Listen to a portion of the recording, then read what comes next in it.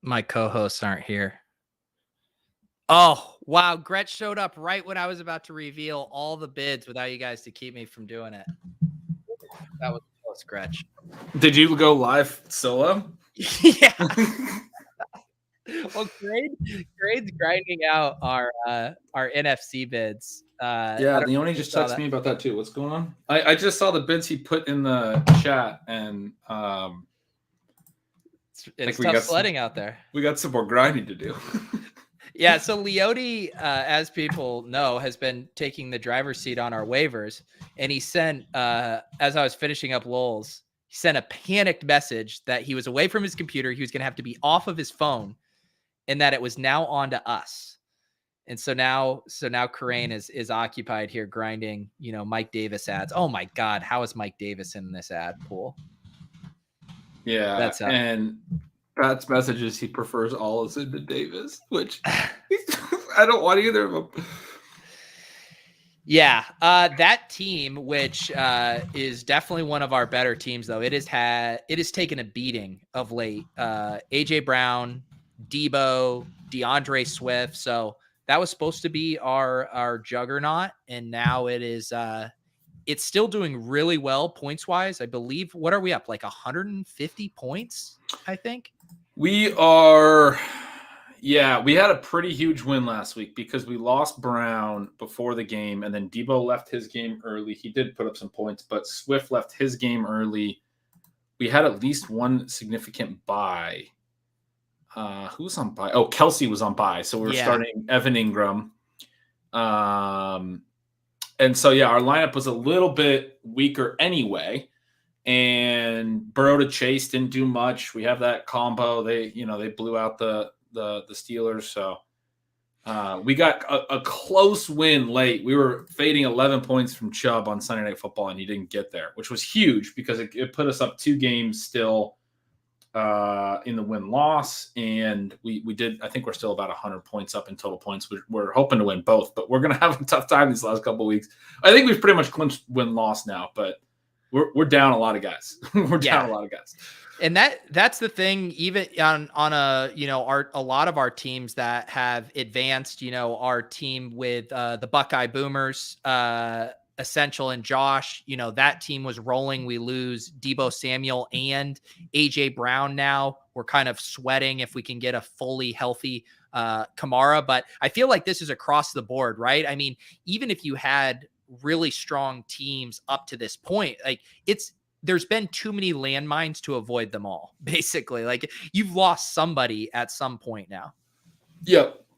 Yeah, I mean, I saw a lot of conversation, and I talked with Sean a little bit on Signals this week about the people who were waiting for McCaffrey to come back, Cook to maybe a little lesser degree. He didn't miss quite as much time, but I thought they had these hammers, and then those guys went down. The top 5 running backs this year have all been huge busts. I don't remember that, I mean, we do still have we do still have Eckler, we still have Taylor, we still have Gibson is coming on a little bit. Najee Harris has gotten a ton of touches all year and stayed healthy. But yeah, those top 5 guys. And actually, I was including Zeke, and not Barkley, but Barkley is a great one to have in there. But Zeke was top 5 in a lot of picks. In my head, I was including him. He has not been as good as you'd expect, but certainly the 5 on that list are all. Have all been awful. It is really wild. And as far as these guys too, it's like Mixon has been a smash. I don't know how excited or how much I feel like I could trust him for that full playoff run. I mean, you're basically looking at JT, Eckler, and Harris, in my opinion, as like the guys you'd be really excited to have. And I think Harris is tough too. Yeah. I mean, Sean and I were a couple weeks ago, we get a little loose over there, but We compared him too. to Not as Fournette. loose as shift chasing on a Wednesday. Yeah, before true. drunk. But we compare him to Fournette, basically, right? Like you have all the receiving, you know, a huge workload, basically similar players, big backs that can do everything, get the goal line work. This week, Sean circled back to that take and said, so I guess he's just Fournette, but without the ability to score touchdowns because his offense doesn't score any touchdowns, whereas Fournette can score 4 touchdowns in a game. I mean, honestly, would you take Najee or Fournette right now? Yeah, I mean, as someone who stacked up Big Ben and was sweating the Steelers on Sunday, yes, give me the Buccaneers offense. Yeah, And I think I would take Fournette. Yeah, because I think it's Taylor and Eckler. I'm with you on Mixon too. I think it's Taylor and Eckler that have the chance to, or none, you know. Has Harris had any explosive plays this year? Like, what is the No. biggest run that Harris has ripped off? 7 yards. I mean, I'm going to mute you for a sec, Pat. We're getting feedback, echo on your end. Yeah. And yeah, Eckler and Taylor, if you have that combination heading in, which was a pretty realistic combination, right? Like you could have gotten those guys at the 1-2 turn at points this offseason. Yeah. You're in a great spot if you did. His Najee's long run is 20, long reception 25. I mean, those sound like decent plays, but you got to understand he's had 248 touches. He has a long run of 20. He has almost 200 carries and a long run of 20. He does not have a single carry that has gone for 20 or more than 20 yards, 21, 25. And he doesn't have a reception that's gone for more than 25. I mean, it's not that hard to break a screen or catch a swing pass and get 20. I mean, it's obviously not easy, but I think most workhorse running backs who have 50-plus catches have at least one play that has gone for more than 25 yards in the passing game too. So he's not explosive. He's as built. Yeah. And I mean, on the wide receiver side of things, I don't think Graham put together a chart like this for wide receivers, but it's been, less catastrophic misses in just more some of those guys just not necessarily hitting the ceilings that we drafted them at. Yeah, Diggs immediately comes to mind, right? Yeah. For what you just said, DK Metcalf, some of those guys. I think Justin Jefferson has hit it. Ridley's an odd one, right? Not really a predictable one. Adams has been less than what he used to be, but still good. Tyreek has been sort of I think the best of that early receiver group. Hopkins has not been good. Who else is going up that high? I mean, the first 2 rounds of receivers aren't great either. Yeah, I was just pulling up. So top wide receivers by PPR points. So Cooper Kupp, Deebo Samuel, Tyreek Hill, Devontae Adams, Jefferson, Diggs, Thielen, Chase, Waddle. Waddle has really been ripping lately. He just keeps producing week after week. Yeah, he's looking like a league winner right now. I mean, he's what was he, a 7th, 8th round pick, and he's been producing very well at the right time from that range. Yeah, I can pull up. He's up to wide receiver 11. He's had the extra game because they haven't had their bye yet, but wide receiver 11 in total points. In points per game, he's probably a little lower, but I mean, that's huge. Yeah. It's pretty impressive that DJ Moore is 14th still, just with how awful his quarterback play has been all year. Yeah, I'm going to be... Dude's a stud. Well, yeah. Yeah, there he is. Are you back, Pat? Yeah, I'm back. It has been a disaster of a day for my podcasting, I got to tell you. I was putting the NFFC bids. Of course I'm late to this because the site's broken over at NFC. Fucking fix your site. And then, oh man, then I'm like doing that, and then Brittany's showing me this ramen thing, and so it's like this Japanese documentary she's watching about this guy's like obsessed with ramen, and he's like won all these ramen awards, and he like won again, and they play this like really like crowning like achievement like music, and then they're showing the ramen noodles, and he's like, now like all I want is just to eat more ramen. And I was like, wow, that's really incredible. And I look at it as a 919, and I'm like, fuck. This is an awful take. DJ Moore busted. What wide receiver was DJ Moore drafted at this summer? Was he wide receiver what, like 20 Definitely a lot further back than where wide receiver finished. 14. That's a literal W on DJ Moore. I mean, look, his situation has been brutal, like you said, but JJ sent a tweet the other day about, I believe it was about Deontay Johnson, and said, he has hit X amount of games with a 30% target share or more. And he said, the only other guys who have done it, and it was a list of 4, and I can't remember who it was, but I think it was Adams. I know Adams is on the list. I think it might have been Cup as the other one, like studs, right? And then the 4th one, and he was doing it as a Deontay Johnson tweet, but the 4th one was DJ Moore. And I was like, this is low-key a DJ Moore tweet. Like, DJ Moore has dominated volume in Carolina pretty much all year. It's exactly what we wanted. It's just their quarterbacks have been absolutely brutal. I understand, like, that doesn't really matter for people who are saying he busted. Like, did he score the points or not is kind of all that matters. But he's also had several near misses on TDs, a miss in Houston on a deep shot that could have been a TD late in that game, a touchdown that got reviewed and not overturned, even though he got 3 feet down in bounds. That's the one for any Signals readers. A few weeks back, I put Pat Thorman's funny reply to my tweet in there where I believe Pat's quote was, "What the fuck were they looking at?" was his entire reply about that. It was just a terrible review. And then this past week, he would have had a long TD. Cam hung up the throw. He had like a 60-yard reception, but as Moore waited for it to come down, Xavier Howard was like on his back hip and ran past him. So then when Moore caught it and got back up to speed, he had Howard ahead of him, and he ended up not scoring because of that. Multiple missed TDs for him, which has been rough because TDs have been a big part of what we've needed to see from him, and he only has 4 on the year. The thing with Moore, and this isn't going to catch anyone off guard, partly because there's a whole Moore industrial complex that we're a part of that's going to just pump the shit out of Moore all offseason. But I think one thing, now we've had 2 years in a row, right, where there's been a wide receiver who's a little bit later in their career than we typically get excited about the massive upside breakout. And then they have a quarterback change, and then it hits in a huge way. Diggs, now Cup. And it's more next year, right? I mean, we know they're going to get a new quarterback.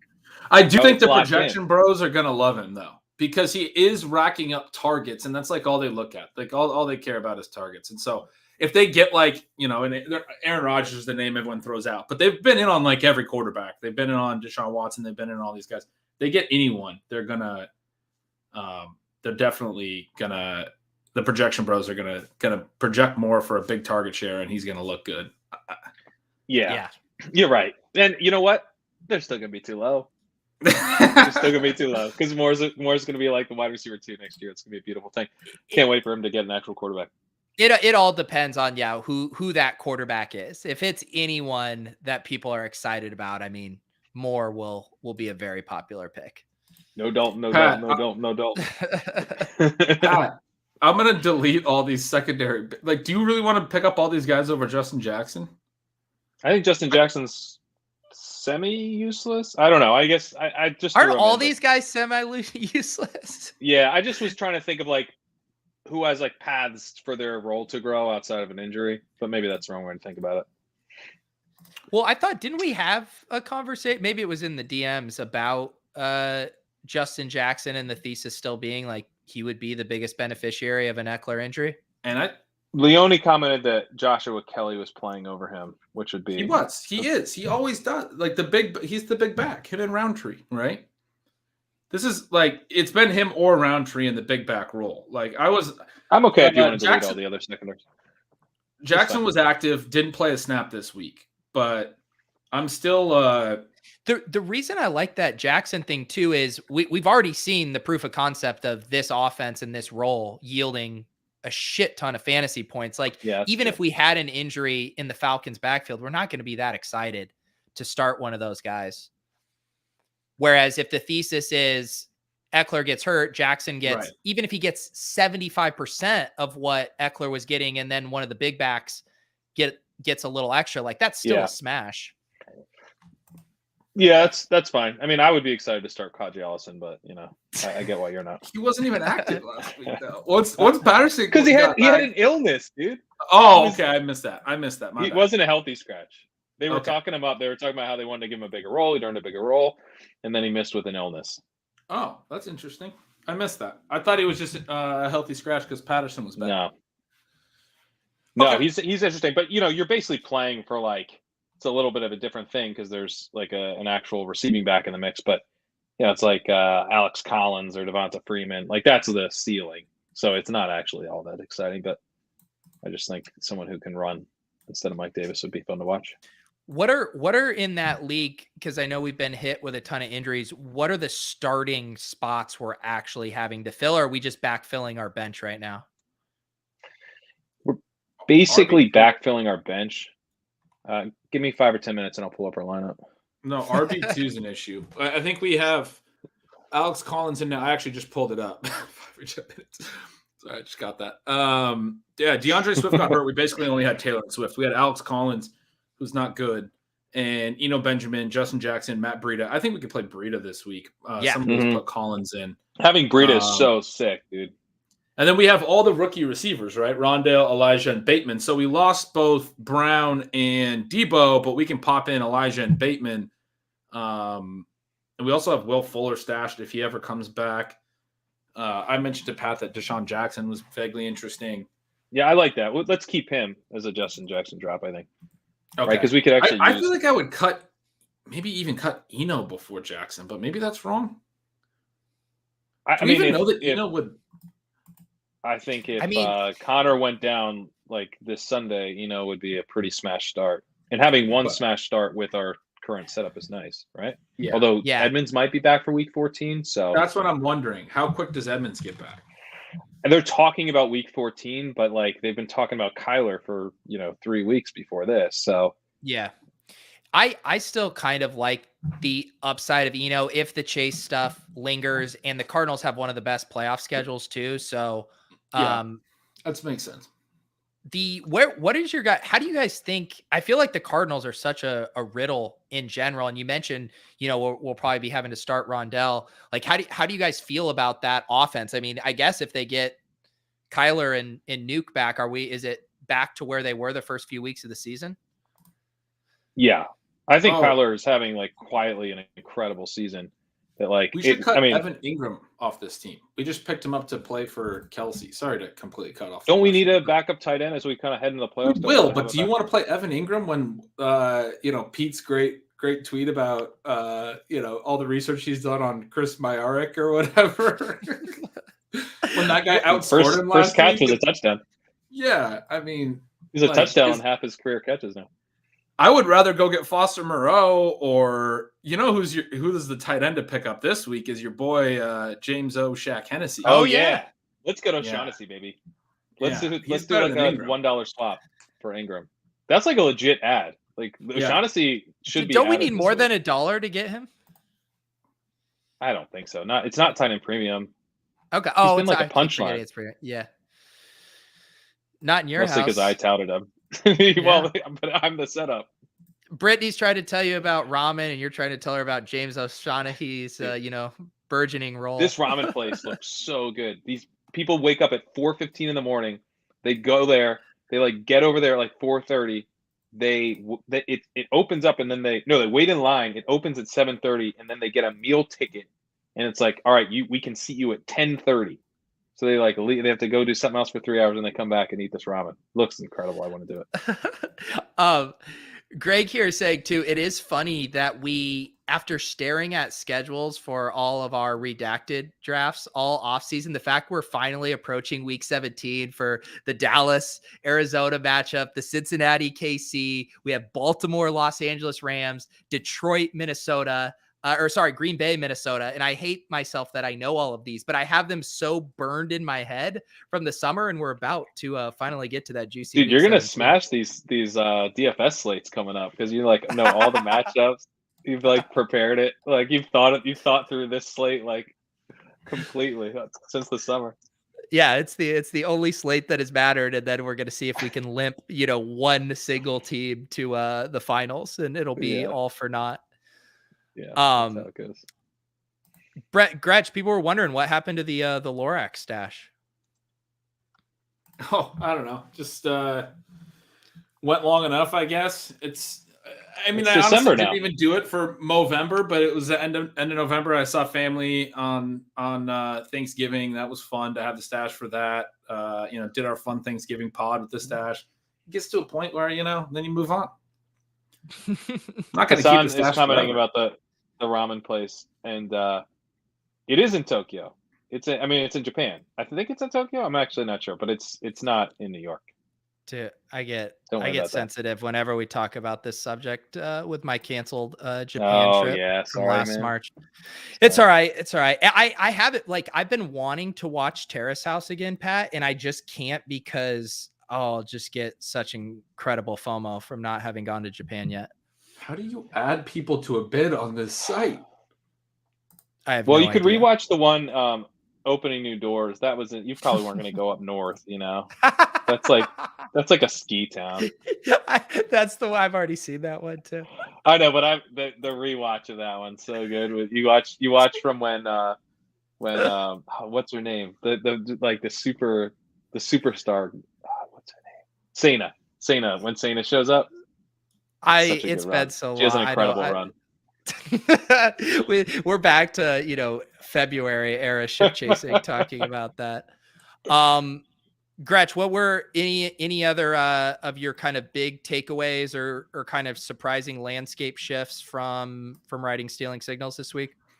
I mean, I'm trying to drag and drop names down, just trying to figure out what I have not. Pat, I'm with you, man. Well, are you on the NFC site too? Because I am. I'm trying to figure this out, dude. Exactly. It's so hard. I added the Oshak Hennessy thing. Yeah, I guess it was before you jumped on. But okay. Leone texted me after talking to you. I hadn't seen the Slack chat, and then he said, "Yeah, Pat's doing it too." And then I saw the Slack chat, and I was like, "Okay, well, why are you texting?" Because Pat's already in there doing it. But anyway, now we're both. It was good that he did, because it's like a 50-50 shot. I was going to figure it out. Fair.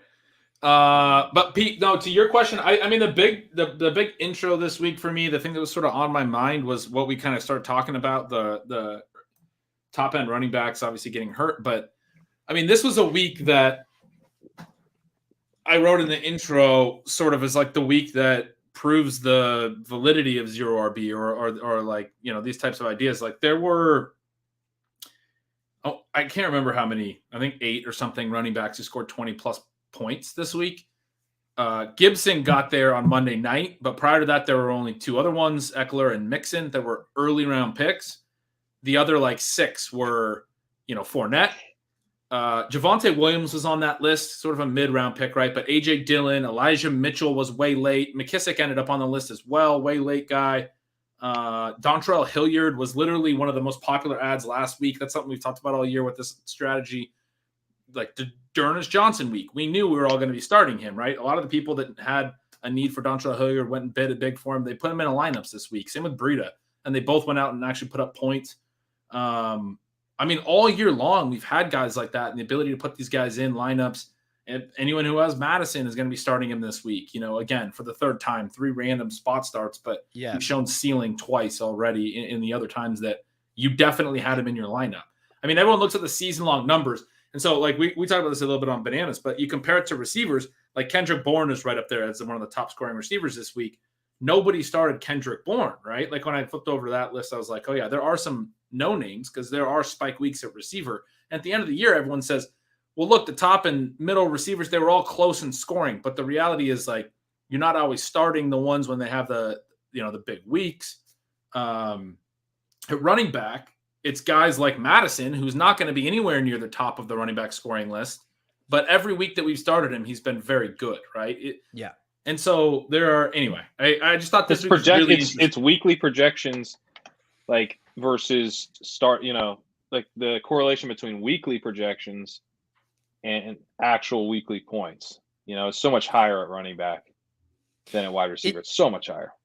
And I remember talking about this in the off season, but another thing that we haven't really had this year, and of course now we just had JD McKissick, who's probably the one exception, but we haven't had that kind of locked and loaded pass catching back who just, has that top 15 season, kind of like we've had with a Nyheim Hines. I mean, McKissick's really the only dude Kareem Hunt has had a really kind of rough year, both production and health wise. I mean, are there any pass catching running backs that I'm forgetting? I feel like it just hasn't been a year for that. Even McKissick, who has done very well, and we should acknowledge, and Pat, I mean, it was mostly me leading this charge, but you were on my side. But we missed in a main with Crack Rock based on a start set that I predicted before we made it we were going to miss on, and Pete was on. I was McKissick on the MVS side, and then we talked about how we needed upside, and I switched. Or I was on the McKissick side with Pete because Pete was up McKissick all along, and then and then we were talking about how we needed upside, and I was like, well, if we need upside, then I'm going to switch my vote to MVS, and of course we lost because I switched my vote to MVS. So I've been I was the one selling MVS. Taking a shower yesterday and went, fuck. I'm just saying it's possible that happened. You were the tiebreaker vote, forced into duty. You didn't really have a strong opinion. I was the one that was on MVS. But we missed the playoffs because of that play. McKissick hit. It's kind of funny. I mean, not like he scores 2 touchdowns. Those were his 3rd and 4th touchdowns of the year. He came into the game with and with 2 MVS touchdowns. Had like so many fucking end zone. Didn't he lead the league in air yards? Yeah. Yes, he did. Yes, he did. So and without McKissick's touchdowns, they were 1.2 points apart. I mean, they had like they were both right around their projections, except McKissick had the 2 scores, which that happens. That little detail. But what I was going to say about him is except for that little detail, exactly, so frustrating. As even he's like, RB22. I hear your point, Pete. Like there has been none. I mean, the closest thing is like DeAndre Swift, who doesn't get a lot of rushes. There's usually backs higher than this. Sorry, you just mentioned him. DeAndre Swift. It's honestly DeAndre Swift. Like, that's not what I meant. I meant like as part of 0 RB candidates where we're building out the texture for these. Yeah. And there's guys usually that don't catch. The way that I used to define it way back at RotoViz was like looking at their total rush attempts. Guys who have fewer than 100 rush attempts but finish super high in the standings. It's like, that's interesting, right? It's all receiving. The PPR boost, yeah. Yeah. Swift's already had 140 rush attempts. That's still low, but he's obviously count. He's both. Yeah. So like last year, he is almost that guy. It's funny. Last year, McKissick and Hines were RB17, RB18 with under 100 rush attempts. Chase Edmonds was RB25 with under 100. But even those guys, that was even a low year. I mean, 2019 had White, who was only RB19. It's actually interesting. It's been a couple years because I know back in 2018, you had White and Cohen in the top 12 with under 100 rush attempts. 2017, you had Duke Johnson, RB11. 2016, back in about 2016, you had a Danny Woodhead season. Maybe it was 2015. Anyway. Yeah, and right Michael now, Carter almost could be that guy, but he eventually then just took the lead role over, so he wasn't going to be that guy anyway. Yeah, and right now I'm looking at the top 32 running backs, the ones that have less than 100 rushing attempts: McKissick, Kareem Hunt, Kenyon Drake, Chase Edmonds, and if you want to include him, Christian McCaffrey with 99. But yeah, like in Kenyon Drake and Edmonds, I mean, those guys haven't provided you. I mean, Drake hasn't provided you much. I guess a few spiked weeks in best ball. No, and it's actually kind of interesting if you think about guys who actually have outperformed their projections.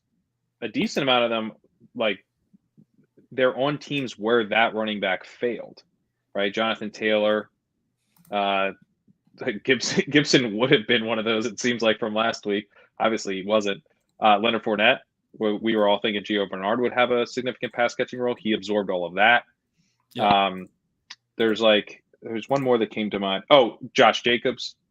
I think Miles Sanders, had he stayed healthy, probably would have been pretty interesting if he had been healthy during this stretch that we got Howard and Scott, because Kenneth Gainwell just went completely out the window. So it's a little, maybe something to think through next year of like, who are these receiving satellite backs that we think will have a role?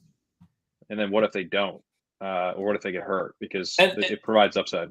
Now that we're actually talking about this and looking at it, you're totally right, Pete. McKissick is the one that is like the only one, because Gibson didn't take his role like Taylor took Hines and and Fournette took Bernard's, like you were saying. Like, those guys just don't even have a role. Like, they're not playable. Yeah. I mean, McKissick is playable. It's funny because I have the infamous Davis screenshot of a 5 running back team with James White on it that by 4 replies, "What is James White doing for this team?" And the answer is, "What are any of these pass catching backs doing Right. for these teams?" Yeah, nothing. Yeah. I mean, that's Although a White group would that, have, White White would would have have been the been guy. a But you nice see, hit. Yeah, Brandon Bolden still has value, and you really shouldn't. yeah, you're right. that's a group that's really interesting. That's a group that obviously we like. I really like those types of pass catching backs, but also didn't exist in the NFL in like 2000, 2005, even approaching 2010. There were, obviously we had more single back and like under center formations, a lot less shotgun. And you had fullbacks, and there were some fullbacks that would catch like 60 passes in some of these offenses, but teams did not have a pass catching running back that was like less than a fullback or wasn't the lead runner. It just didn't exist. If you go back and look at data and whatever, look, I've done this type of research on the under 100 carry backs. There weren't guys like that. The only guys that popped like that were like Larry Centers the year that he caught 100 passes. And he's a fullback. So it's really kind of interesting. It came on, it became a thing like about a decade ago. The first one was Sproles in New Orleans, and then you had Woodhead for the Patriots. You did have Kevin Falk a little earlier than that for the Patriots, but didn't have a ton of catches. Wasn't really fantasy viable if you were playing PPR. What about Charlie Garner? He was a workhorse. Wasn't Charlie Garner? He was a guy who would carry. No, like he was times. with they had him with, I think Tyrone Wheatley was the name of the dude on the Raiders at the time. So he did have some workhorse years, but he also played like kind of it wasn't a true, it's probably not like a true definition of what you're looking for, but he was in a rotation. So all the years he caught at least 25 balls, he had well over 100 carries. When he was 31, he had a 48 catch a year and with only 120 carries, and he was more of a pass catching back. That would maybe qualify, but he probably wasn't that relevant for fantasy. 900 total yards. His bigger yardage seasons, he had 180 or more carries. So that's actually a good example for that era for sure, because he wasn't a workhorse. Yeah. But my point was that offense has evolved, shotgun, all this stuff. Are we at a point now where they're evolving again, and those guys are no longer relevant? And the big reason would be, especially like the reason that these teams like Fournette and stuff, they don't want their tendencies to be known, right? They don't want their obvious passing. So they basically only use, like Bernard only plays in the 2-minute, right? And Hines has sort of been relegated to that. They only use him in already obvious passing situations where for a few years there, we had like the Theo Riddicks of the world who would play basically anytime they went to shotgun. He'd come in on first down if they were going to go into shotgun. Yeah. But it was maybe too much of a tell, and teams are going back to wanting a lead back that can also play out of the shotgun. Are we moving away from that type of back even playing enough snaps to matter, basically, because of the offenses? I feel like we should be. And you're also seeing like who are the offenses that are doing that. And I think very highly of the Colts. I think they're a very well-run team. They do a lot of the stuff that I look for. That feels like they're maximizing Wentz. I think Wentz might be like really bad, and they're getting some good play out of him. And I think Bruce Arians is a very good coach. So you're seeing, I think McVay's a very good coach. They've gone fully just workhorse Henderson, and then if they need Michelle, they just kind of go workhorse Michelle. Like I think tempo too. That offense, tempo. Yep. Right? Yeah, and you're not giving your tendencies away. With Kyle Shanahan, you see like, okay, he doesn't have any backs he can rotate, and then he just brings in Deebo Samuel. The offense is almost more effective if you have a wide receiver who's going to be playing the backfield role, because that actually doesn't tip your hand necessarily. And it literally, like, you might have him motioning into the backfield. You're not sure what's going to happen on any given play, and then you just have the same running back out there all the time. I think that the Patriots stuff sometimes, like, they are just tipping their hands so hard. Yeah. We all loved it for fantasy, right? Because it just perfect into, you get these running backs late that just get all this production. But from a actual football standpoint, it doesn't seem that GTO. No. It's, like you said, the Patriots were the biggest offenders of, you knew exactly what they were doing every time. I did have to pull up our matchup here because we have Shelly, shout out Andrew Schellenberg, in the chat here. We have a big matchup against him in KFFSC. Pretty tight matchup here. How are we feeling? I mean, It's he's got tight. Van Jefferson in there, so feeling great. Jefferson versus Jefferson. Which one would you rather have, Justin or Van? I mean, the way that Van Jefferson It's catches close. 65-yard passes, probably Van. This should be a good one. Obviously, Gibson without McKissick could be a smash. Eckler has been on fire. Deontay Johnson racking up targets. The chat's asking if he should start Van, or to ask me. I went down a little bit of a rabbit hole this week, right? Because Jefferson now has 3 65+ receptions, which is just the perfect run out. It's so objectively hilarious that he has these 3 bombs. You're not tilting, are you, Ben? It doesn't sound like you're tilting. But that's his role, Ben. I mean, he's a deep threat in that offense. Like, that's what he's. No, I understand that. I understand that. But he only has a 1.48 yards per out run. So the rabbit hole I went down is I was like, okay, like if you take this away, which I'm not. Oh no, he's literally under a 1 yards per out run. The rest of well, yeah, you took away the 3 things that he did that he's been trying to do. Okay. His whole purpose is to try to do those things. He's done them 3 times. It's like if you take away Leone's 2 Thunderdome wins, he's not having that great of a year. Yeah, Leone actually sucks at DFS. Yeah, he sucks, dude. You just eliminate those 2 massive wins. My point is there are not a lot of guys in the NFL that have 3 of 65 or longer. That's a long play. Yeah. Even for a guy who's like that is 15. What's that? His ADOT's like 15. He's like a Kenny Galladay in that offense. I'm not denying this. He's I little said that Kenny in the Galladay. write-up too. You're Well, you're trying to take away his 3 best plays. No, I'm not. I objectively am not doing that. I'm very clearly not doing that. Well, By the way, we were chatting about this. Leone was ribbing me in our chat this weekend, and these guys, I said something about a take that I had with Leone from my conversation with Leone last week about waivers. It was not about how it read, but you guys had a field day with how it sounded like I was very sensitive to the Van Jefferson thing. But I What was the quote? You guys had a good time with it. What did I say?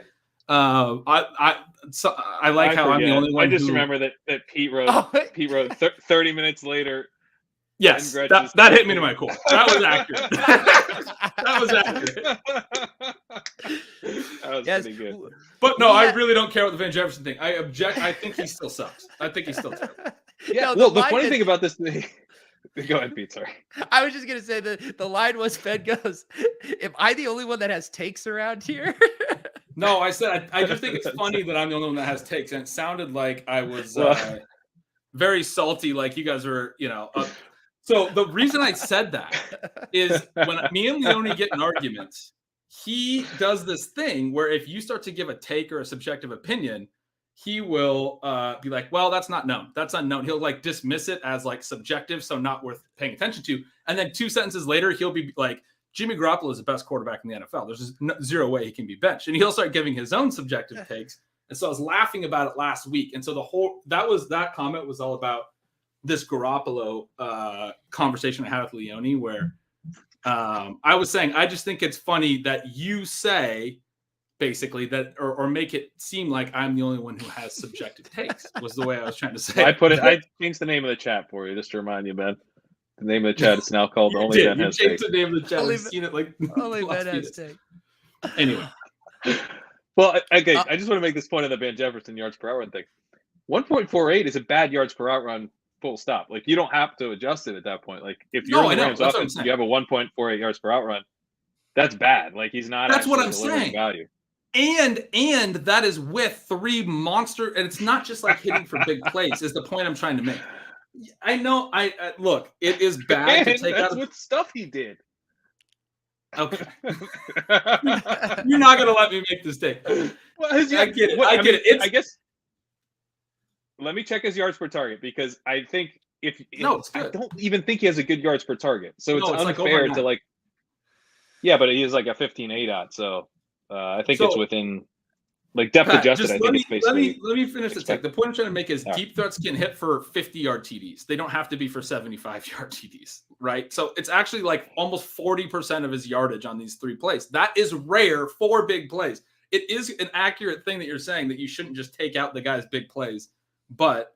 So using your weighted targets per hour, and I've been depth adjusting the yards per target just to see where guys should be, and it's been helpful because it's like, oh, Jamar Chase is like running so hot on what his yards per target would be, even with his deep ADOT. Van Jefferson has a 14.3 ADOT. His yards per target is 9.8. He's expected to have a yards per target of 9.8. It's exactly on point. We don't need to adjust anything with him. He's bad. He's got a 1.48 yards per route run. It's exactly 1.56 actually, by the way. But it's not good. It's not good. Oh, it might not have been updated yet for Sunday when I was looking at it. Maybe. All right. No. I mean, we're not arguing, obviously, because you're saying I don't even need to make this point to prove that Yeah, I'm he's saying terrible, you're opening yourself up to a counter argument you don't even need to open yourself up to. That's fair. The argument is just, look, this guy plays on the Rams. He has a 1.56 yards per route run. That's not good. Odell Beckham just joined the team, and he's already better than him. But the thing I wrote in Signals that is funny is that Van Jefferson has had these long touchdowns. So I still think I was right on this take, but I get to feel like an idiot anyway. I mean, it's very funny. Yeah. Well, Quez Watkins, I mean, you want to talk about long touchdowns and big plays. That's the guy you dropped Van Jefferson for. I mean, if he was in the Rams offense, he'd be doing the exact same thing. Probably I think he'd be a lot better. I think he'd have a 1.7. That's my take. I think he'd have a 1.7 yards per hour, and I agree. My take is I would still rather have Quez Watkins than Van Jefferson. There. That's the right take. He's a better player. That's not the right take anymore. What did you get? I shared that in our chat. The take that Jalen Reagor on that sick catch right at the end zone line that he caught it. Someone was critiquing where he caught it. Oh yeah. You remember that tweet? Someone said he it was caught so the back close of the ball. to being an atrocious drop. I thought it was like a super sick catch. And so the film grinders now are critiquing how these players are able to catch the ball. Well, I gotta say, I mean, if you were critiquing Jalen Reagor in the first half of that game, like you got bailed out because he proceeded to not catch any part of the ball for the rest of that game. Yeah, that's kind of his MO. Should I share the Foster Moreau bid? Yes. Okay. It's only 9:56, dude. So give it 3 minutes. You got a couple more minutes. You don't ruin the bid. Don't ruin the bid. I'll set, but I really do. I am going to just tell the exact bid tonight. And I'm going to even tell the exact league it's for. Oh, I forgot to check this. I'm going to reveal. Wait until it's at least, don't do it 9:59. Do like 9:59:30, you know? No. No. You got to have the people scrambling. I'm doing it now. You I'm can't doing it now. now Buckeye Boomers, Foster Moreau, $94. What the fuck He's just showing it all. What the fuck is wrong with you? There's 30 minutes left. This is like, Come at us. Pete, when you were going to do it, I literally thought you must be doing it for a league where it doesn't matter. This league matters. Oh yeah, this is one of our best teams.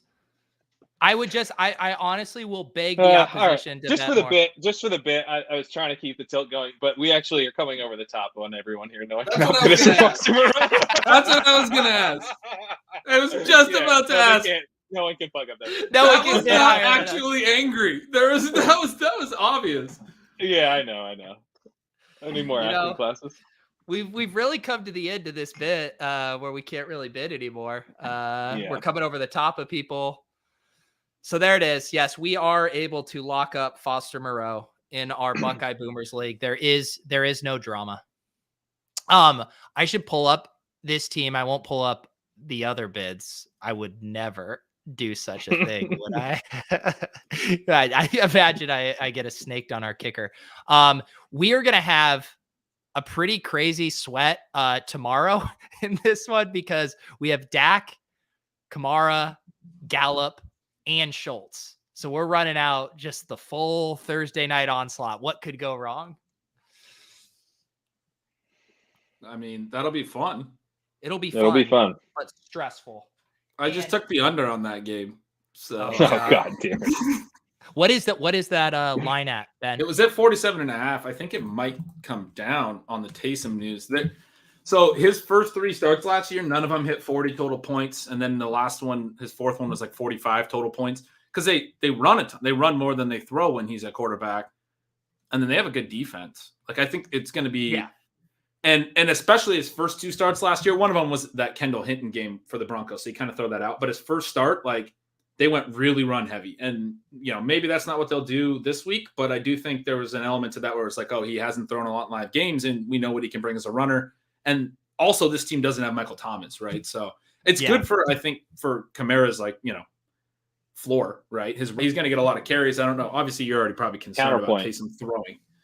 What?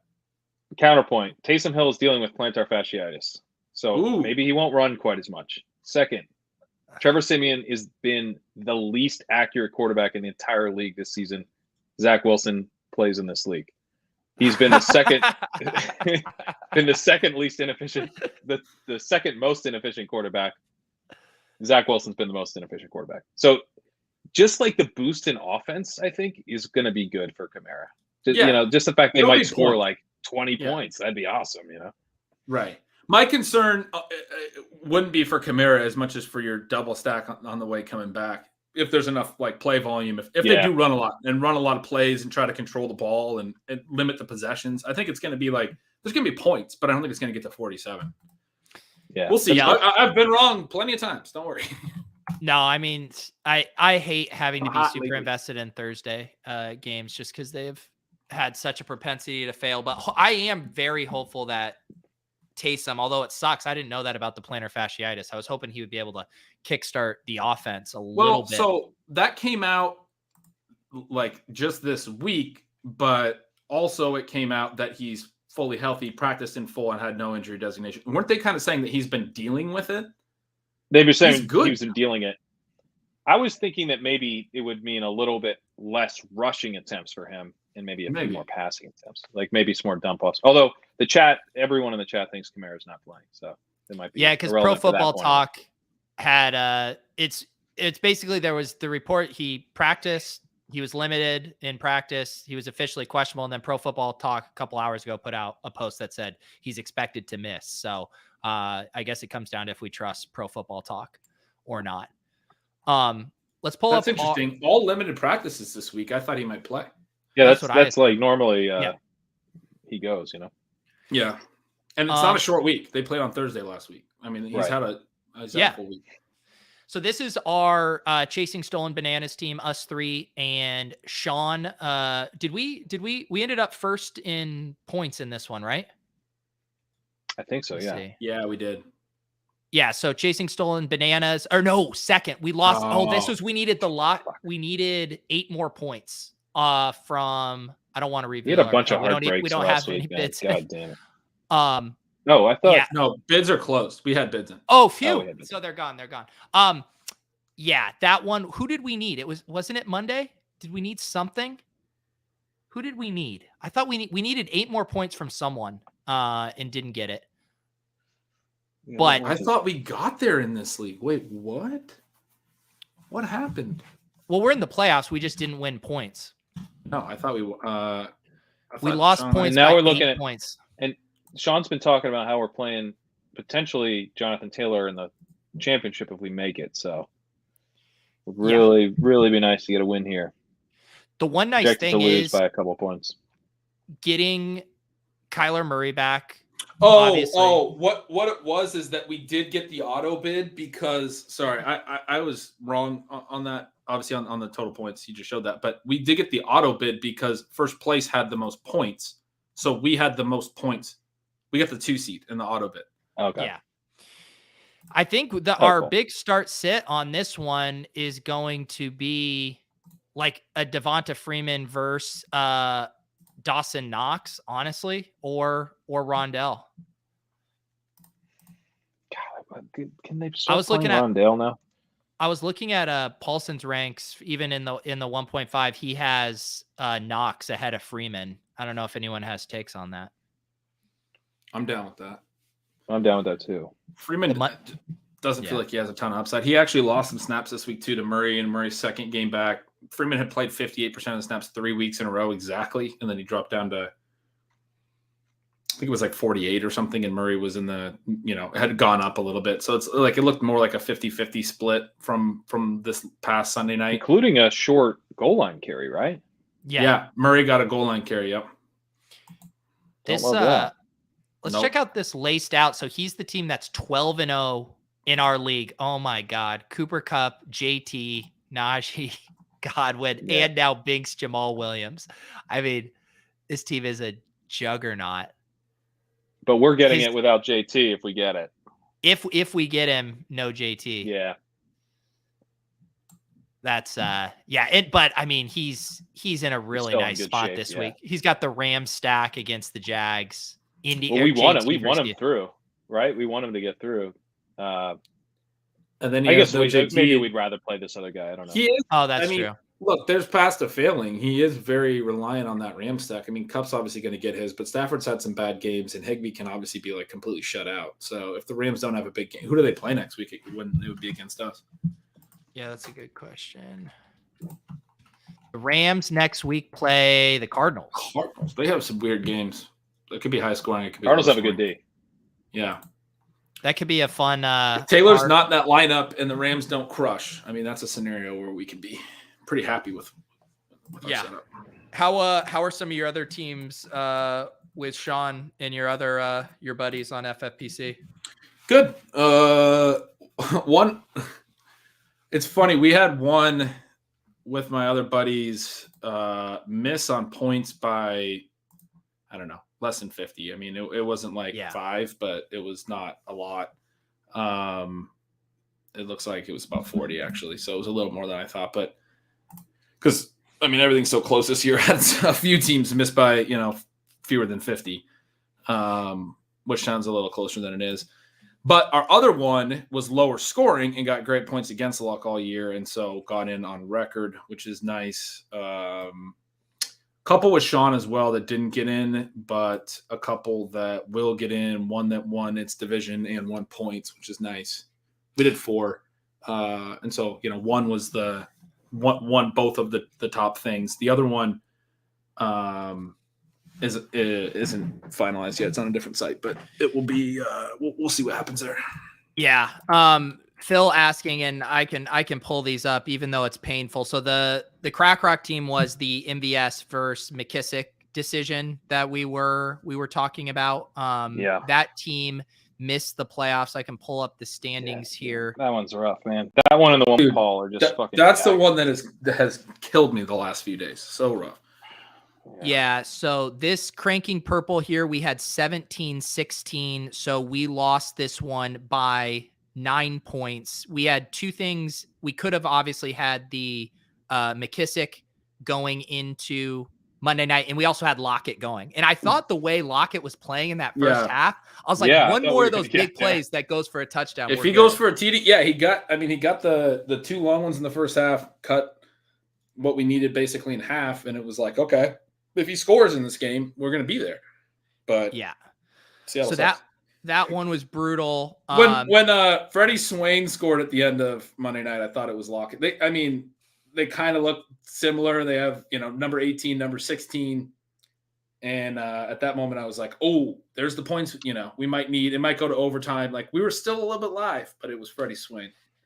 It's and then this is another heartbreaking one. The team we had drafted with Paul, this was a true 0 RB team, 17-25. We miss out by 3 points to check how good this team is too. This one sting or that's this one hurts so bad. Yeah, let me get this up here. I think we have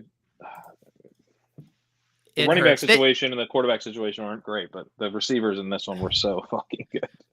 Yeah, this was a Devontae Adams, T. Higgins, Mike Williams, Debo, CD, AJ Brown. We also had James Conner. We had Mark Andrews. So we were basically just rocked up everywhere except RB2 and quarterback. Yeah, it's like I can't believe this team isn't in. Yeah, so it's we had a few very just brutal close breaks with that stuff. So definitely disappointing from a results standpoint. Yeah. This one is the worst one I've seen, but I think probably this was a year where everything was kind of close, right? Like there wasn't like a lot of separation from the top and bottom of leagues. And so I don't know. I noticed that that it seemed like I had more teams that I was sitting there going, yeah, man, I was within 50 points, which can come down to a couple decisions throughout the whole year. I mean, it can come down to the last week like it did, but there's a lot of other ones that, In one Did of my we win Mike leagues, Davis in NFC? Leone is messaging us about that. But you deleted Mike Davis, didn't you? Yeah, Who's we we? did. Okay. Watch I'm gonna tell What is he him. talking about? You sent a picture. Oh, okay. Pat, did you have a? Did you go for a drink before the show today? You sound a little like you've been drinking a little. No, I've had one nitro cold brew coffee Guinness. Okay. Okay. Wait, It's 4% Guinness makes alcohol. Nitro cold brew? Wow. It's no, it's not nitro cold brew. It's like beer with nitro cold brew flavoring. Or Are you drinking coffee too, Pete? I'm drinking tea. Okay. I feel I'm so used to, I have a Pavlovian response to drinking on this show, so I need, to Sure. have something Sure. that feels like I'm drinking. I don't even know if I there's usually caffeine get in water it. for that reason if I don't have a beer, but not tonight. I know that. I mean, I can't believe a week ago at this time we were just getting going. Oh I boy. mean, Oh boy. Still recovering from that. Oh man, the texts from Daigle the next morning were so good. That was God, yeah. Sorry, I forgot about that. That was great. I said sorry because I was spacing out, but oh my God, yeah. That was a fun show. That It feels was. like that was more than a week ago. That was our last show. I know. Yes, I know. A lot. I was just realizing because I was spacing out because you had asked about my FSPC teams. I hadn't really done the mental calculation, but I had 9 main events and 4 are going to be through without playoffs, and none of the other 5 made the playoffs. I have one that's in the football guys that needs to win and I care about. And we have some like pentas, I think, right, that need to win. Yeah. Some stuff like that. But I either got auto bids or didn't get into the playoffs. So I think I don't even have that much that I'm like trying. I mean, obviously you're still trying to win your league for payouts. Yeah. It's also when you narrowly miss these playoffs, I just keep thinking, all right, FFPC playoff challenge. This is where we get even, boys. Where we, That's right. I think, have we said it on air yet that I think we're gonna try to do 5 shows? We're gonna do a show. I don't know. Yeah, I'm gonna have to figure out how to squeeze this into my schedule, but we're gonna make it happen. I say 5. We're doing a show a week, right? Or show a day. A show a day. Yes. Yeah. Last year we did 3 because we did the first look show with Davis. We did the Boomer Opto with our Rotoviz brethren, and then we had the drunk show on Friday. But now we're going to add one with Sean, and then we're going to add one with Crack Rock, I think, and just go 5 shows. I love it. The other really rough thing with the Crack Rock team. Sorry, I'm still on this FFPC thing, but we were 9 points away from making the playoffs, but we were only 12 points away from the total points crown and an auto bid, right? So we also would have got that if we played McKissick. We would have. That's such it's a not that we would have just. That's what got me to MVS. That's the crazy thing where I was like, oh, we need that up. We're playing for upside. Maybe we need MVS. Fucking A. There was literally only 3 points beyond that to the total points payout and an auto bid. God damn it. That would have been nice. Another team in the shootout. I'm so tilted on that. I'm fucking tilted too. Because I was just going to say, well, yeah, we could have got that Cranking Purple team in, but then we would have potentially lost in the next 2 weeks, and then we wouldn't have even gotten to the shootout and it wouldn't have mattered. But the reality is not so much the case. We were very close to just locking our way in there. Guys, FFPC playoff challenge is gonna be so sick. We did get a message from Crack Rock earlier that said, I am officially Donkey Boy now. Didn't see McKissick versus MVS until too late. Always save the Monday night player. I'm tilted. I don't know if that should be a hard and fast rule. We gotta kind of take the players into consideration. Yeah, you gotta probably think about some other stuff too. But I'd say he would have swayed us to McKissick. Yeah, he would have gone McKissick because Ben, you were like, all right, Pat, you break the tie. But if Crack Rock had come in and been like, all right, let's go McKissick, I've been like, well, yeah, we were talking to none of us felt that strongly. Yeah, all of us didn't care that much. We were talking to Timu, and I was asking him what Crack Rock thought, and he's like, I've been trying to reach out to him, can't get a hold of him. It's like, okay, well, this would be a good one for him to decide on. Mother God. Oh man, that's how it goes. I'm tilted, but I'm not tilted because we didn't. I mean, MVS had a great usage game. Like I think the debate around MVS was, would Lazard really cap his targets because he had that big target game without him. Does he come back? Like, he's a bad play if he only gets 3 targets, and 2 of them are uncatchable, but that was not the case in that game. Yeah, that's true. Let's see here. One of his deep shots was pretty, like, it was a prayer yards, but he had 170 yards. They went to him, and Rodgers was pissed at him on a red zone or an end zone target where he was supposed to like cut in more than he did. He should have had at least 1 touchdown. Was that the one which would have gotten us? That would have gotten us a playoff spot if he catches that. Was that the one where he was kind of looking for PI or something? There was one in close where he like thought he got turned and he was like complaining to the ref. I don't know if that's the same one. I think he like kind of ran straight and thought Rodgers was gonna like hit him like that, but I think Rodgers thought he was gonna cut in. I don't remember. It's tough. Leone has just realized that we deleted Mike Davis from the bid groups. He seems to be taking it in stride.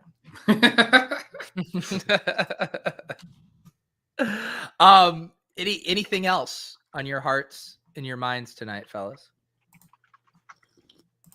We can see who we got in but can do either of you want to pull up that screen share? I'm just telling Leone that the only time I've ever enjoyed using the NFC site was when we deleted the Mike Davis bid. Yeah, Leone won't go down. He goes, he would have been okay as an emergency guy if CPAT went down. So we got Abdullah and cut Jackson for that. We did not get O'Shaughnessy, who did I put him in for $1? I can't remember what I put him in for now. Yeah, you put him in for $1. Oh, that was dumb.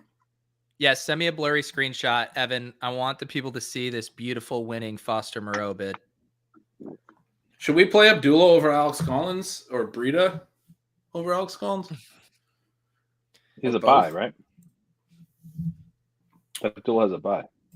That was a quick screen share up there, fellas. You couldn't even see it. You got to zoom in. Yeah. I'm a rookie. I'm a rookie with the screen shares, man. Congratulations to everyone out there who got Foster, Island of Morocco in their leagues. He looks like a total smash this week. Yep. Yeah, and I mean, or those who got O'Shaq Hennessy. I mean, I think they're both good plays. I mean, because we're going to decide, we were just talking about this with the Buckeye Boomers. I mean, we're deciding like Moreau versus, Gallup or Claypool, basically. I think we're leaning toward rolling out 3 tight ends because we have Gronk, Schultz, and now Moreau.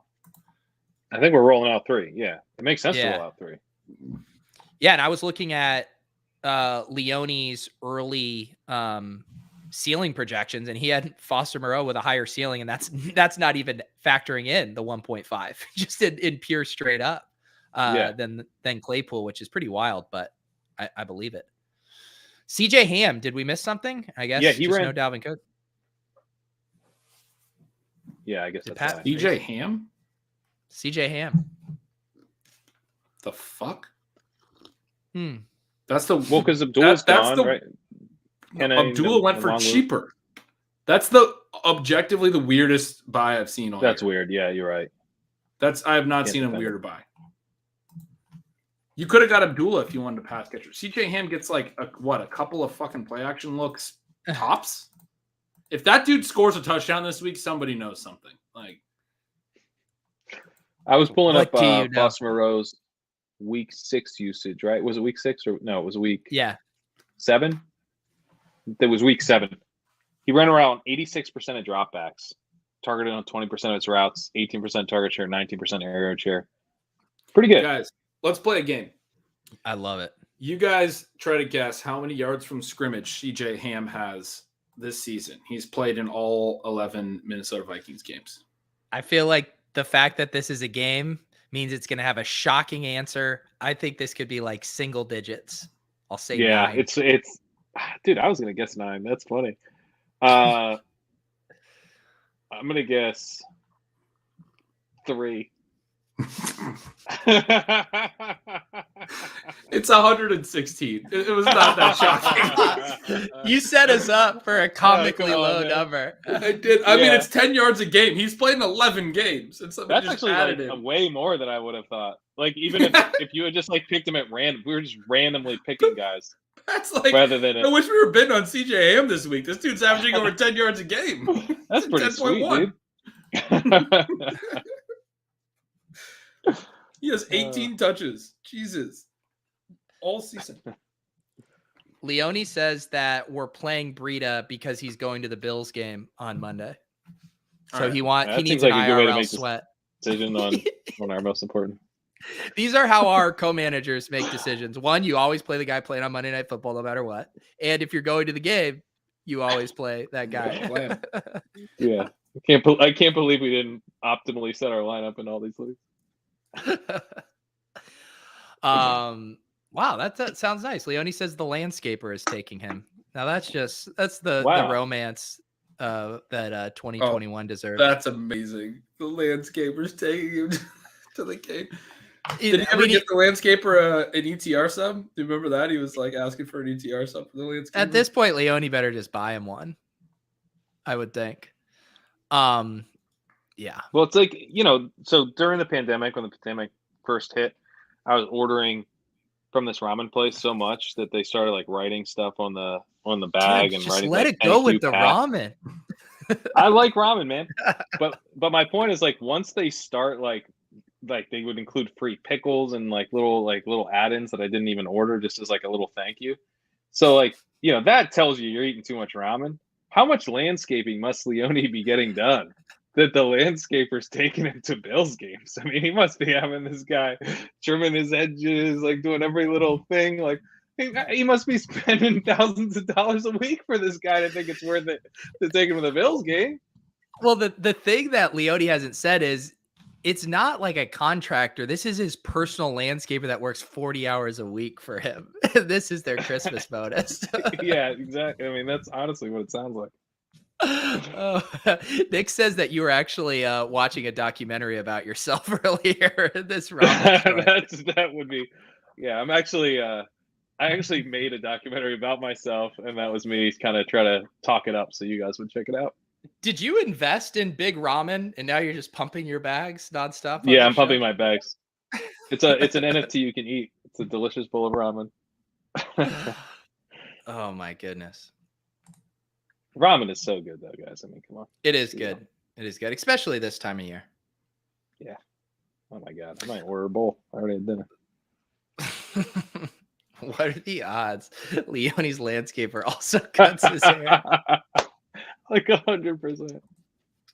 Leone he's not actually a landscaper. He's a fixer. He's also Leone's therapist, his plumber. He's this guy.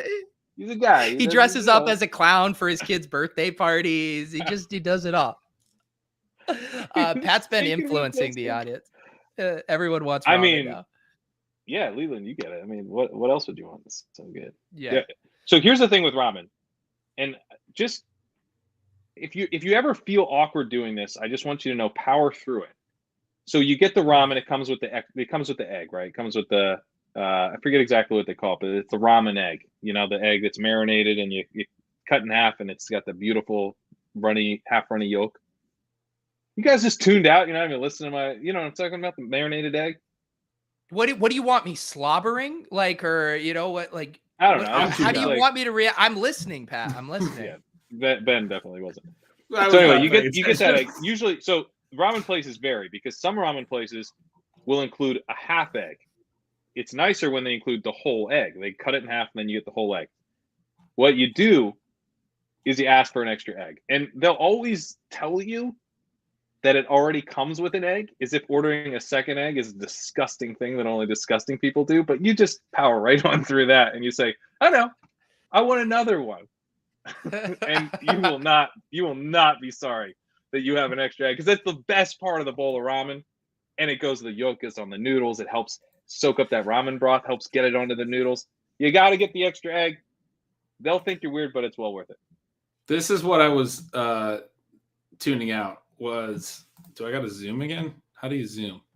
Dark mode Twitter's coming after you, Ben. I hope you're prepared. I don't have it on my desktop. I should. I have it on my phone. But they're talking about Patriots odds getting the 1 seed, and Sam was talking about it, and then Leone wrote, Bills dominate Monday, stat that. God, that's the nerdiest reply I've ever seen. It is. Stat that. That's from that Amazon fucking the NFL Next Gen stats powered by Amazon. It's from that commercial. You know what That means what's Leone's watching hilarious- the Island games and not fast forwarding through the commercials. That's he told on himself. I think Leone's landscaper ghost wrote that tweet for him. Hey, why don't you write this? Stat that. Oh, Paul coming in big with some more sous vide. Makes an amazing ramen egg pad. Have you tried that? See, I don't cook. I don't know how to do anything with cooking wise. So, but that's good to know. If I ever start getting into cooking, maybe that's where I'll start. I'll just start sous videing ramen eggs. Yeah, that's all. Sam, I do think you should start ending stat chasing with your signature closing line. Stat that. please well, look, do, Leland Sam. says, "Stat that, suck it." Yes, stat that, suck it, stat that. Here's a fun one. Top 5 fantasy picks for 2022. You got? How about we do 6 and we do a snake draft? All right. I want the chat to know that I'm actively changing my display to night mode. All right, reshare and we'll see if we, actions speak louder than words. All right, I will reshare. Here, share. Should I go with dim or lights out? That's the big question. I'm dim. I personally think lights out is too much. Oh yeah, I do dim. Hey, now reply to Sam. I like the look of dim. Stat that in real time.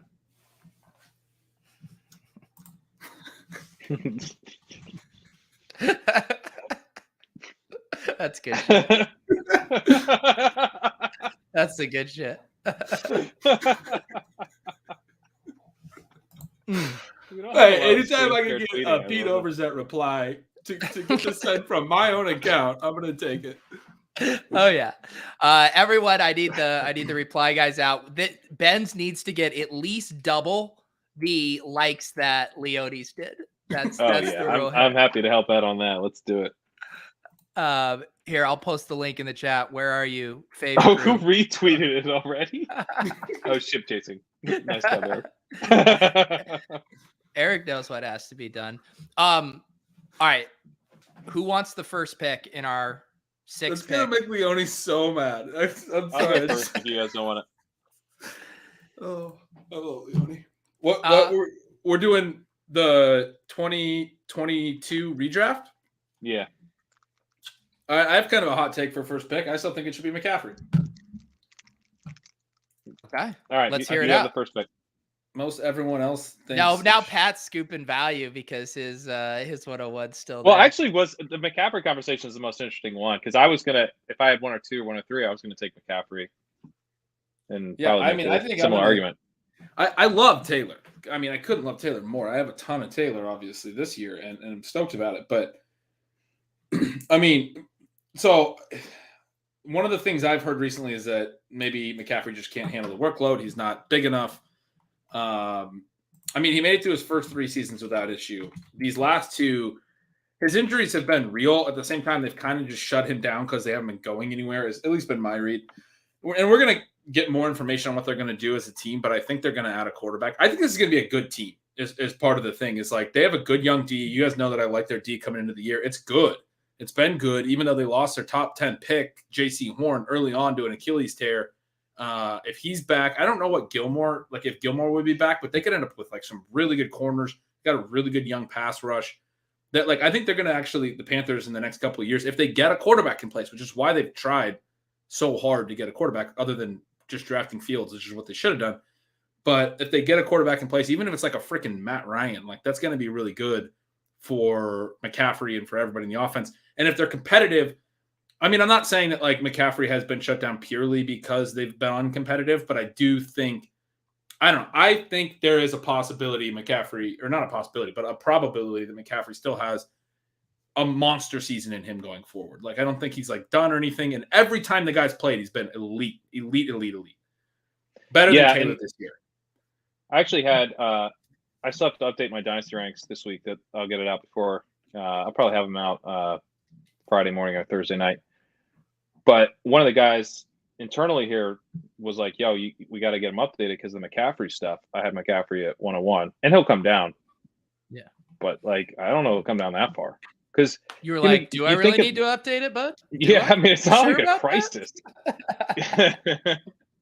But I mean, if you think about like, because I was actually, this is the conversation I want to have because I was thinking, is this gonna be a hot take if I take him at 2 or 3? But like, think about Zeke last year. Zeke was so much worse. Like Zeke was like bad. Zeke wasn't doing what we thought he should be doing. He was out there all the time, just not performing. McCaffrey, when he's been out there, when he's been dinged up with so many injuries, it's like hard to say for sure. But he's had a huge role, and he's been getting that receiving role. And this offense seems like it's designed to have a McCaffrey type just absolutely explode if he can stay healthy. And he's not that old. So you're betting on him to stay healthy. And like the stuff about him being smaller, it's like all that stuff is so selective. Like Eckler's having a great year. Eckler's having a much better year than we thought he could have. And he's getting goal line work. He's even smaller. Like McCaffrey's not that small. He's over 200 pounds. I think he's like 205 pounds. He's smaller than we typically see from these legendary backs, but that's because they don't tend to use the small guys around the goal line. When they do, they crush. So I think McCaffrey, not only is he a good pick anywhere early in the first, but by the time we get to redraft season next year, I think consensus probably 102. We're going to talk ourselves back into him because how does he not project amazing once they upgrade quarterback? He's going to project. He's going to project through the fucking roof. Right. He's going to. And I mean, I think it's weird that we would have to talk ourselves back into him. I think right now, I get the Taylor point completely, believe me, but I think right now it's a clear top 2 tier. Like that's the way that I look at it. I don't think anyone else is even in the discussion for the top 2 picks. This is the way that I'm. It's hard to really think about who would be that other guy. I don't think there is anyone. Like, exactly. Seems like I got shafted then having pick 3. Yeah, you got to make that decision. You can go. I'll go 3. I'll take a stab at 3. No. Hey, now don't. No, right when I just get to have some wide open fun, then you want to kind of trample all over it. All right. So what did Pat? You took JT? I didn't go yet, but if you just want to slide me JT and pick, I guess you can. So you went from trying to steal mine, and then I went from stealing yours. Who's your pick? I'm gonna pick JT, but don't I get to say how good he is and stuff? Yeah, you get. I would have taken him. I would have taken him 1. Yeah. I would have taken him 1 because you're getting now that he's getting used a ton. They've just committed to him being a workhorse. They like understand how good he is, that they need to run their offense through him. He's just so incredibly good. He's like the second coming of LaDainian Tomlinson. I mean, this guy's unbelievable. He's better than we thought he was going to be, and we thought he was going to be awesome. And I won't dispute that a ton. I will just question for a top. I mean, I still want to take him second, but a top overall pick, the receiving, right? Like in the modern era. I mean, he's like, I keep thinking of him. He's like getting AP. enough. He's hitting the. Yes. He's not Derrick Henry. No. He's Dalvin Cook. Maybe a little bit more. I think it's fine. It's sufficient. It's like AP when AP was going 1-on-1 every year. Yeah, and even better than AP. He gets used. Right. He can have like 4 or 5 catch games. In there. He's pretty solid. All right, I'm on the clock, on the turn. And I have no clue if this is even fishy right here, but in my heart of hearts, my 2 picks are DeAndre Swift and Tyreek Hill.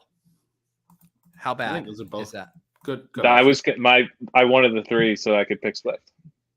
And who I was thinking it was a good spot for Hill, so I think you're right on board. Yeah, I like Hill too. Diggs still seems right there too. I was just thinking of like having Diggs or Hill attached to one of the best quarterbacks in incredibly fantasy friendly offenses. I still think that those guys can bounce back and outperform their production this year. The Chiefs especially too. I mean, just a weird year for them. I could see them getting back to their heights, and Kelsey is getting older. I feel like we could see more of those games where Hill gets those 15 target games. Like that seems very within the range of outcomes for him next year. Yeah, and if they just bring in a receiver, like, man, that Juju signing seems like a missed opportunity. But like, I mean, if they added Fuller or if they add like just anybody who can be a functional third threat in that offense, then you can get Hill back up to the high ADOT. And like, it's kind of the Jamar Chase thing. Like that's what we expect from Hill, to be getting a really high target share, but with a deep ADOT. tied to it as well, and the ADOTs come way down. But I think they don't have to change too much to have him be back to being worth like the third pick. All right, Pat, you're back on the clock. Who'd you take? Well, who did you pick? Hill and Swift, double tap. Oh, you double tapped Hill and Swift, right? Yeah. Right. Who'd you take first? I took Swift.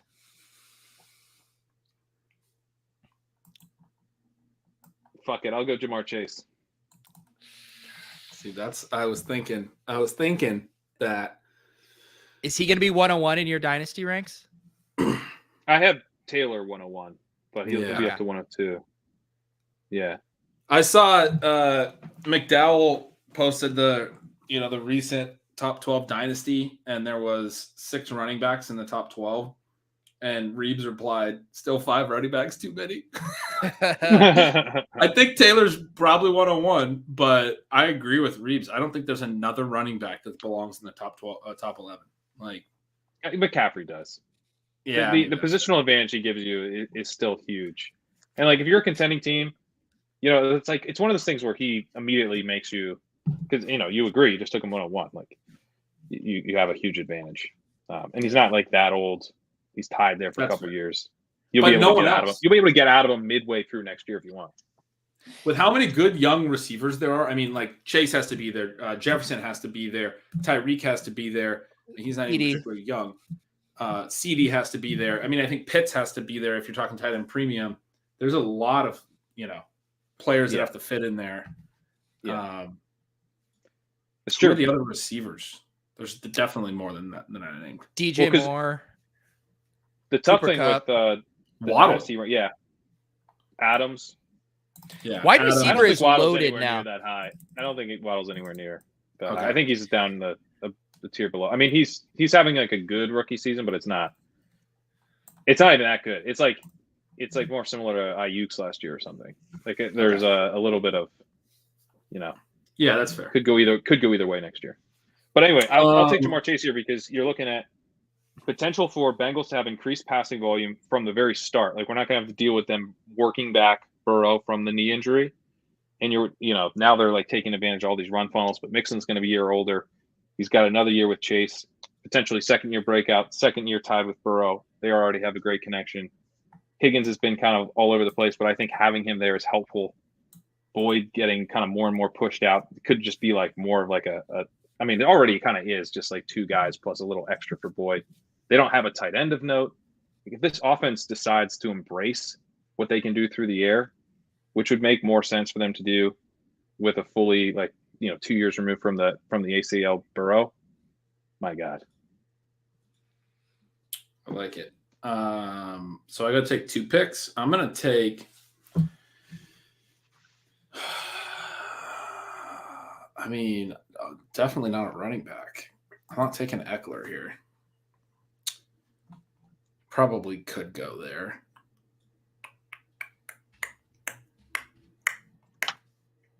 Is this tight end premium? it's whatever setting you want to make this pick. Can we get into Kyle Pitts territory now that Chase is off the board? I'm going to take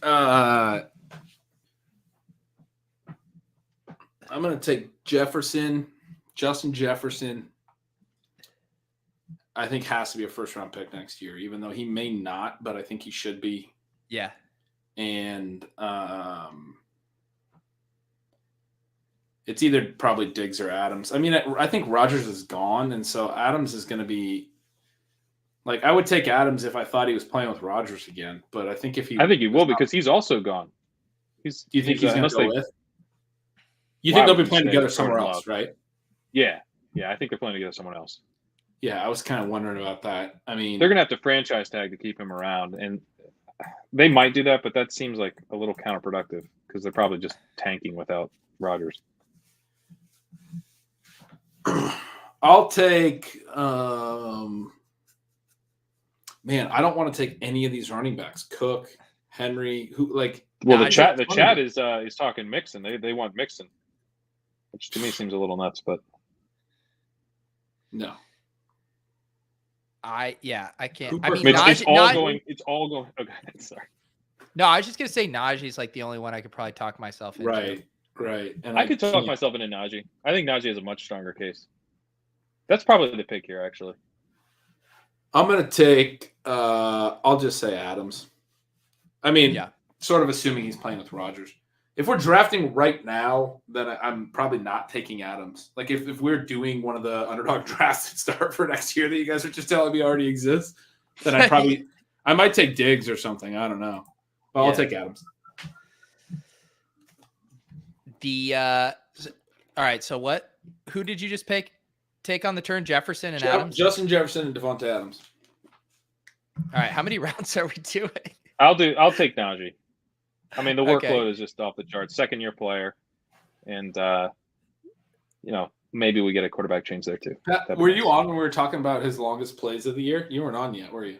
Well, I mean, that's the thing with him, right? It's like he's basically Eddie Lacy, you know. And I don't really mean that. That sounds like a pejorative or whatever. Like I'm making fun of the guy, but like Eddie Lacy was kind of an awesome fantasy asset for his like first 2 or 3 years. He was awesome. Point. Yeah. And he got a huge workload. Yeah. I mean, it's not a bad thing to be Eddie Lacy. If they get a decent quarterback in, because Roethlisberger's going to be gone. If they get a decent quarterback in there and the offense actually moves the ball and he can get some short touchdowns and stuff, he'll be good. Yeah, but he does not have any breakaway speed. He never has. Like that's his whole thing. Like he didn't have any breakaway plays in college at all. I mean, he had some, but it was very, very low rate. Let's wrap up with this. Ross asking, win best ball playoff talk. Underdog did launch their playoffs. You guys want to finish up with a quick little draft here?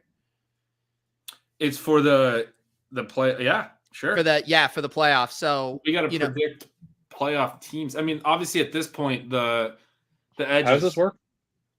So it's you are essentially trying to get as many points as possible, and you have to try to field basically the 2 teams in the Super Bowl or get as many points in the Super Bowl as you can. But so it's kind of the balancing act, though, if you're trying to get out of the rounds with enough points from the wild card while still being able to fill a full starting roster in the Super Bowl is kind of what you're trying to do here. Okay, so what are the rosters? What? Yep. So we have 1 quarterback, 1 running back. They have lumped wide receiver and tight end into 1 position, a flex, and then 5 bench spots. Okay. So, I mean, the GTO is just trying to onslaught, 2 teams that you think could make the Super Bowl together, and preferably one of them that plays in the wild card round, so you can at least, emerge from the first round. Because then it's you advance. So qualifiers from the wild card round, then the divisional round, conference championship. So you have to be the top of your group each time, or not the top. And with only 1 bye, I mean, you almost want to play it as 2 non-number 1 seeds. But the tough thing right now is we don't know the number 1 seeds. Yeah, exactly. We don't even know the 7 teams. So the only things we can lean into, like we'll have a better chance to build super teams now. Couldn't help but notice one Mr. Eric Beimfor. We got KZ in here. So we have the 102. Where are you guys leaning? I've not thought of this. Is like my first thought that I've ever had about this, but given that we don't know who's even going to make the playoffs, I feel like let's not overthink it and try to avoid bye week teams. Let's just get teams that are definitely going to be in the playoffs and stack a couple of them. Yeah. Do you guys want to take Tyreek? Yeah. I was thinking Chiefs, right?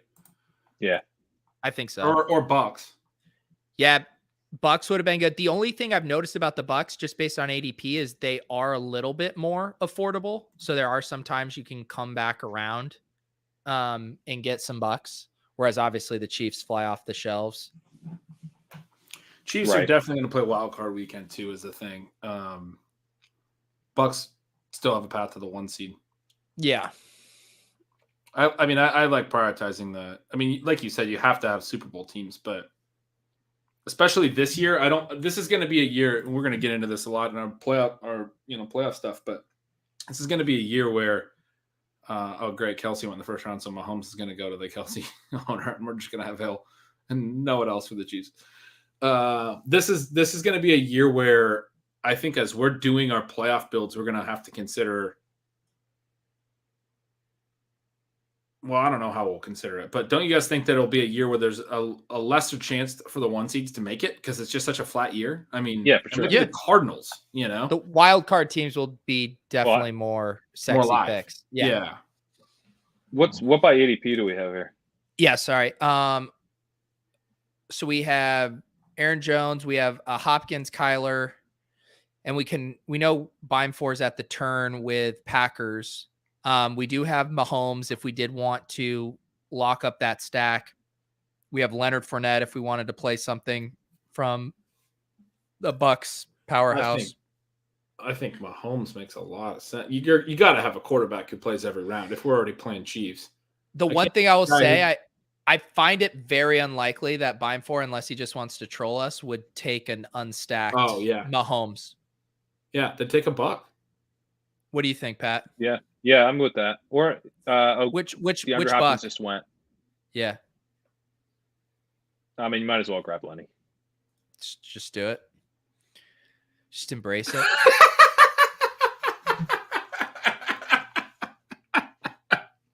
I was thinking one of the receivers. That was great. I thought you guys would like that. Yeah, and this is deep. These are 10 rounders, so we'll get to get kooky here. Sam's correcting me and saying the Chiefs do have a path to the 1 seed. And I guess they do. I wasn't really paying attention. There's 3 teams with 8 wins in the AFC, and they only have 7, but they 2 of them haven't had their bye yet. So the Patriots and Titans are both 8-4, and the Chiefs are 7-4. I was kind of looking at that wrong. The Ravens are the only team that's even a full game ahead of them. We got to go Mahomes, right? Yeah, we'll stack that up. Yeah. Stack that. Ooh. So we have I Was Inverted has the Kyler Hopkins stack with Diggs. Pretty nice start there. I mean, we're just running back the Super Bowl is what we're doing. That's what we're doing. Yeah. That'd be pretty fun. Super Bowl rematch.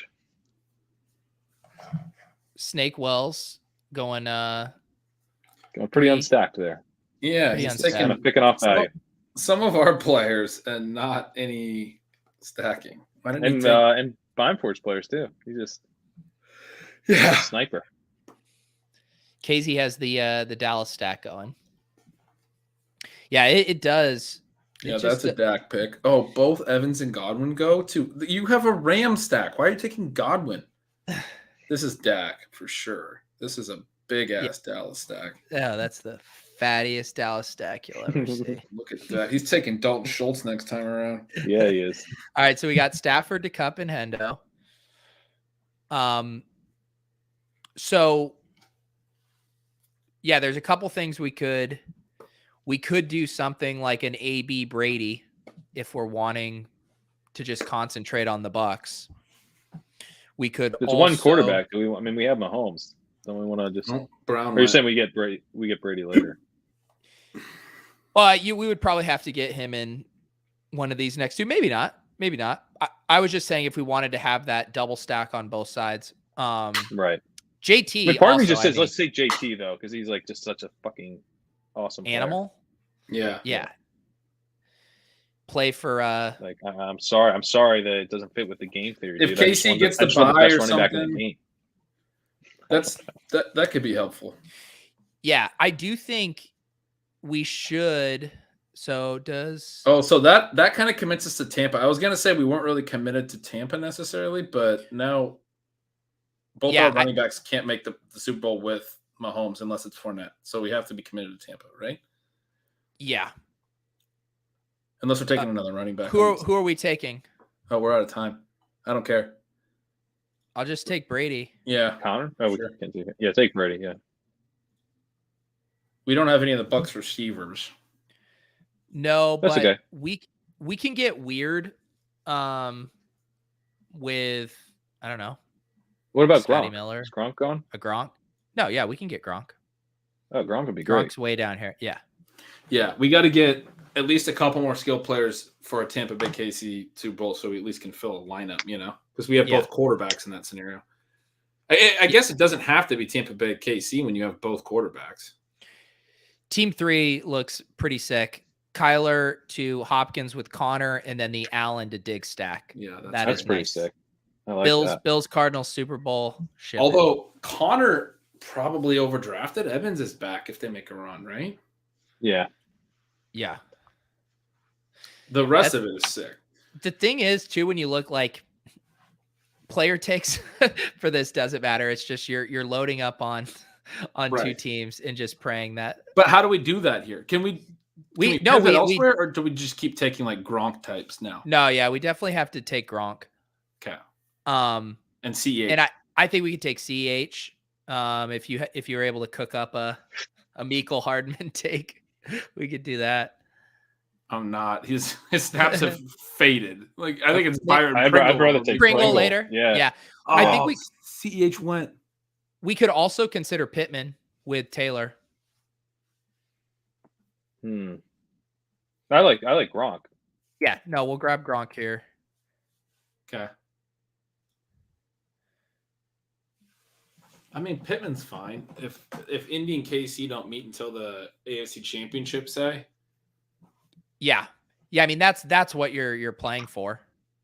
Is KC Indy AFC Championship game. And there's a possibility. What about Eckler? Because then you're just like, I'm going to have a stud running back against. But then you're 3 AFC teams, which I don't love. Yeah, I Plus it's 3 running backs, which might be too many. Yeah. Well, I think we could feasibly take another running back, but I think it would have to be an NFC running back. NFC probably, yeah. Yeah. Elijah. I say we take Pittman. Okay, I'm down with that. Not Debo, or you just think because we already have him? I just think concentrating, like if Taylor leads them to the AFC Championship game or whatever, I mean, you have to think Pittman's having some good games in there too. Yeah, I like it. Let's see these other. We're Indy KC pretty good. I mean, it would be nice to have another KC guy. We should take like a Pringle in the last round, right? Should definitely take a Pringle. And then I think our decision is, do we want to concentrate on another NFC team for like 2 picks, or do you want to just keep grabbing like fringe Bucks guys? How off the board do you get? Because like you could do like what's the Chiefs backup dude? Is that Gray? You know? Oh, like if Kelsey goes down. That's probably getting pretty galaxy brain. Just because you might be sacrificing just so many points to even I don't know, just the caliber of. I also think in some respects there's almost no way the Chiefs are good in the playoffs. Kelsey goes down. Kelsey goes down. That's the point. They're already so thin. That really is. That would be damaging for them, man. So, are there any other?